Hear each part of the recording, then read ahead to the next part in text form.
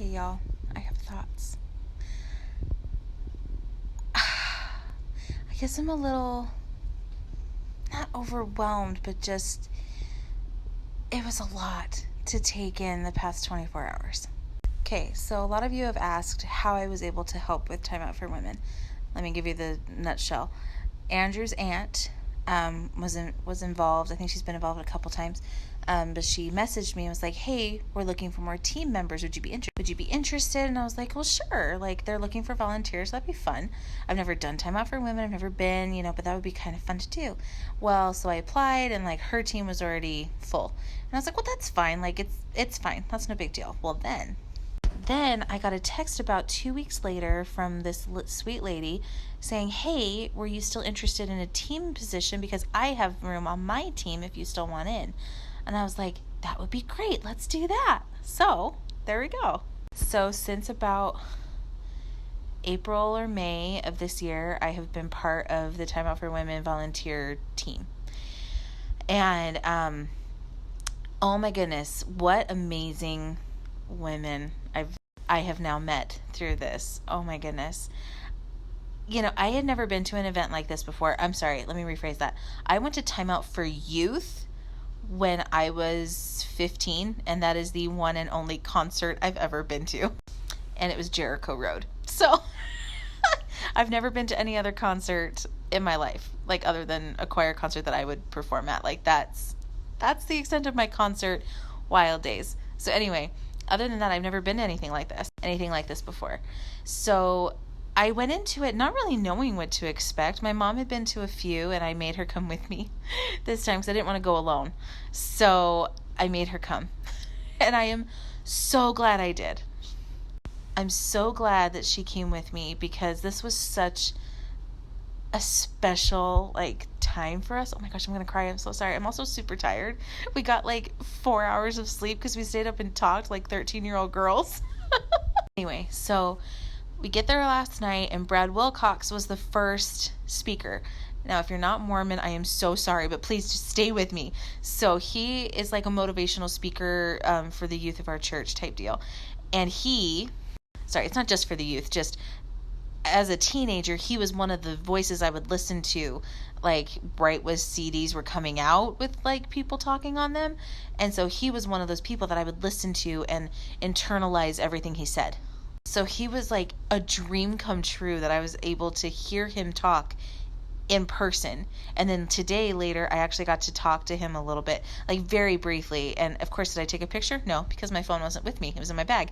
Dang it! Anyway, and then Nathan Pacheco, which you saw the video. I didn't take any videos today because I was in a different space. But anyway, and then he sang, and he was really good, and he was fine. But there was this woman last night. Her name is Fiona Givens, given, you've been given something. And she's British, and she's super cute. But I'm telling you, I don't want to call it a talk, but her lecture was amazing. It spoke to me on so many levels because she went and talked about Harriet Beecher Stowe's brother, who talked about God, and she talked about his characteristics, and that, thank goodness he's not the God from Paradise Lost. The things she said just spoke to my heart. And then she talked about God answering prayers and not answering prayers, which, to be honest, was actually a big reoccurring theme of the whole thing. So I was listening to her, and she was talking about, let me go grab my notes so I say this the right way, because I don't want to mess it up because it was so powerful. Okay, so she talked about how as women especially, we like to blame ourselves. I like to play the blame game when something doesn't go right. And she said, so when my son went astray, I immediately thought, oh my gosh, it's because we didn't do a family home evening. We didn't do scriptures. We didn't do as much prayer. We could have done so much more. And she went to the temple, and she just had this on her mind, and she distinctly heard, "Do you love your son?" She said, "Of course I do." And the Spirit says, "Do you love him absolutely?" She said, "Yes." She goes, and then he goes, then I'll take care of it. Then I will take care of it from there. And I'm so sorry. It's so powerful because my mom has been dealing with this guilt for years. I'm so sorry, I'm ugly girl crying. For years. Because both of my brothers have left, and this is not to make them feel guilty because they might see it. So it was just nice to see her realize that it wasn't her fault. It's not anyone's fault. You know, it's just the way that their journey is or whatever, but it was nothing that she didn't do or that she did do. It's just what happens. And the best part for me was that she didn't say, and he's back now. She didn't say, and I waited 10 years, then he came right back because I did everything I was supposed to, because that is not how it always happens. And that was really comforting. Oh my gosh, guys, I'm so sorry. But it speaks on a very, very deep level with me and my mom. Anyway, so then she went into who God is. Sorry. Or at least who the Godhead is, because it was in your baptismal covenants, you take on their names and you covenant to mourn with those that mourn, to bear each other's burdens, and to comfort those that stand in need of comfort. That is part of when you're baptized. That's part of the covenant that you're making. So think about it. Who's the God that mourns? God the Father. Who's the one that bears our burdens? God the Son. And who comforts us is God the Holy Ghost, because they're all part of the Godhead. They're not all the same person, but God the Holy Ghost. And so they each have a role, and we are the ones that need to do those also. Oh, you guys, it spoke to me so hard. So hard. In a good way, like in such a good way. And she talked about Eve and how Eve is not this idiot, frickle person. Like she understood that she had to make that choice. And she understood that in order to do the commandment, which was to have children, they had to leave. That was all just from Fiona. And I loved her so much. She spoke to me. Anyway, so then we went back to the hotel and we chatted until 2 a.m. It was so late. And we had to get up at 6 because I had to be back there at 7 to help set up for stuff.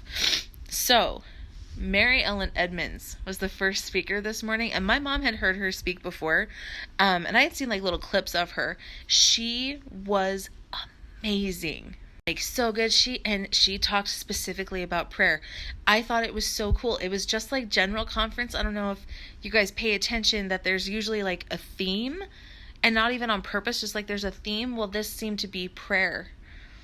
So anyway, she talked about that prayer is the form of work, and it has to be the hardest work you've ever done, because you're communicating with your Father, and you have to have that relationship and that open communication. Then she talked about when she went on her mission to the Philippines, and she and her companion knocked at this door, and there was a sweet man in there, and he didn't speak very much English, but they went in, they told him the story of Joseph Smith and the first vision. And if you are not LDS and you don't know what I'm talking about, please DM me and I will totally explain it. But so they gave her the story, and he was like, "Sisters, will you please say it again? That felt different." And so they repeated about 3 times while he felt something. And then it progressed, and he ended up getting baptized. And about a few weeks in, they asked him to give a prayer in sacrament meeting because he was so fervent in his prayers. But back then, it was only in English. All church stuff was done in English. It wasn't done in the native languages. So he was like, "Can we practice with the sisters?" Asked them to come over so they could practice. And he says, "Sisters, if I am slow, will he wait? If I am slow, will he wait?" I just thought, oh my gosh.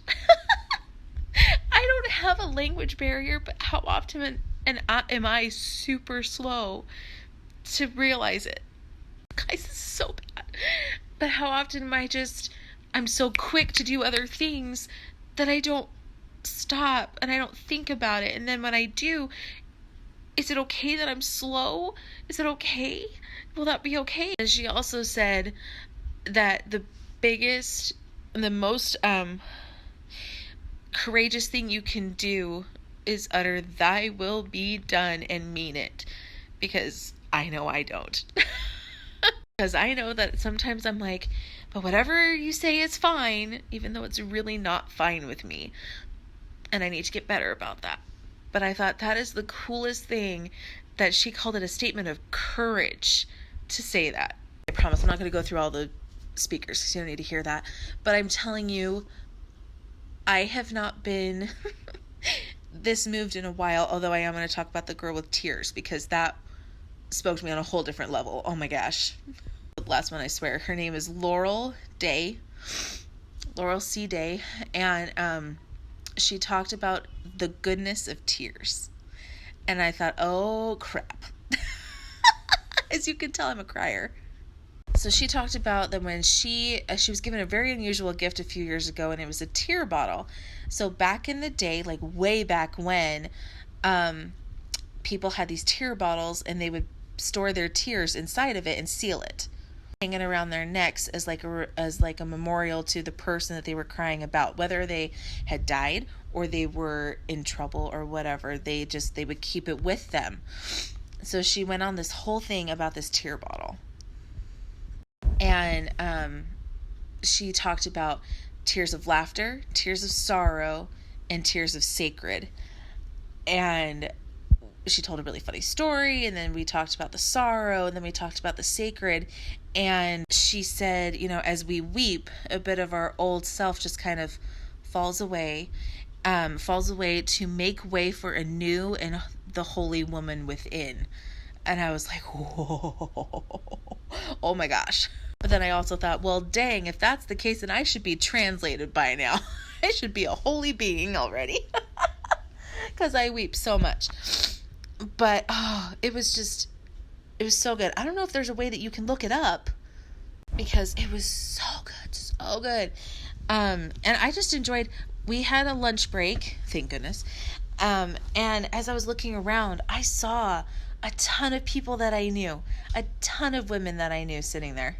I just realized that I hadn't really been to anything where I felt this, I guess edified is really the only word I can think of, and just this peaceful, and like I'm sitting here and I'm still just on like this, so I'm hoping I get to go back next year. But guys, it was so good. So if you have the opportunity to go next year, like, you really should. Or I'm not going to be one of those that's like, this changed my life. Certain things definitely have impacted me in a very positive way, and oh my gosh, I'm going to be thinking about this for weeks, months, maybe even years. It just made me feel so good, and it gave me such peace that I wasn't expecting. I didn't go into it with a question. I didn't go into it expecting anything. I didn't go into it thinking that I would feel the way I did, but oh my gosh. Also, Mercy River, they are amazing, and I need to buy their CD. That's all I'm saying. My one plug is that I used my Simple notebook from Becky Higgins to write all my notes in, and this was a really good notebook. I mean, it's super sturdy. And anyway, it's, I picked this one because it says magic is something you make. But I picked this one because it's true. Magic is something you make, and magic can be defined as a million different things, and this felt like magic to me today. It did. So anyway, my last thoughts are, pray more earnestly, I guess, and carry it on as like a conversation instead of just a list. I don't know. I know I'm going to change mine. Just keep in mind all the people that you know that will need you, and remember to bear each other's burdens, mourn with those that mourn, comfort those that stand in need of comfort, and just be there. I swear I'm done now. It's been a very long day. I've been up for a while. I'm actually contemplating just going to bed, but I needed it documented that I vacuumed my living room today. So yay!